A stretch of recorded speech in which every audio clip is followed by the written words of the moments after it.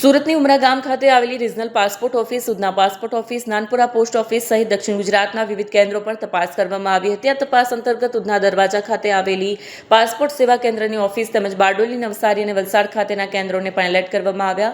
તપાસના અંતે કંઈ ન મળતા તંત્રએ રાહતનો શ્વાસ લીધો. 27 ફેબ્રુઆરીએ બોમ્બની ધમકી મળ્યા મેલ ભર્યા બધી તમિલ ભાષામાં શંકાસ્પદ મેલના પગલે ઓફિસમાં કામ કરતા કર્મચારીઓ અને મુલાકાતીઓમાં ભયનો માહોલ જોવા મળ્યો. મેલમાં તમિલનાડુના એક સામાન્ય નાગરિક પર કોર્ટમાં કેસ ચલાવવાની તક આપ્યા વિના હત્યાનો આરોપ મૂકવો, કસ્ટડી ડેથ અને તમિલના રાજકારણ વિશે લખવામાં આવેલું છે. હાલમાં પોલીસે અજાણ્યા મેલ મોકલનાર શખ્સને શોધી કાઢવા માટે સાયબર સેલની મદદ લીધી છે. અત્રે ઉલ્લેખનીય છે કે અગાઉ જે ધમકીભર્યો મેલ મળ્યો હતો તે અંગ્રેજી ભાષામાં હતો, જ્યારે આ વખતે મળેલો મેલ સંપૂર્ણપણે તમિલ ભાષામાં છે, જેના કારણે પોલીસ ઊંડાણપૂર્વક તપાસ કરી રહી છે. હા, સંજય મિસ્ત્રી. કઈ જગ્યા પર ઓફિસ?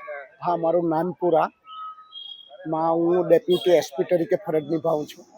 શું ઘટના બની છે ને કઈ રીતના મેલ દ્વારા જાણ થયા છે? આ ઘટનામાં અમારે આ 15 સાયનાઇડ ગેસ અને બોમ્બથી ઉડાવી દેવાની ધમકી આપી છે અને એના અંદર એવું કહેવામાં આવ્યું છે કે તમે 2 કલાકમાં તમારા એમ્પ્લોઈઝને નાનપુરા પોસ્ટ ઓફિસથી ખાલી કરાવડાવો.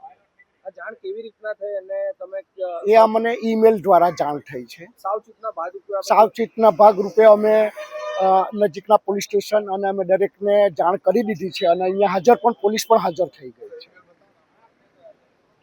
શેના દ્વારા જાણ કરવામાં આવી? ફોનથી જ અમે જાણ કરવામાં આવી છે.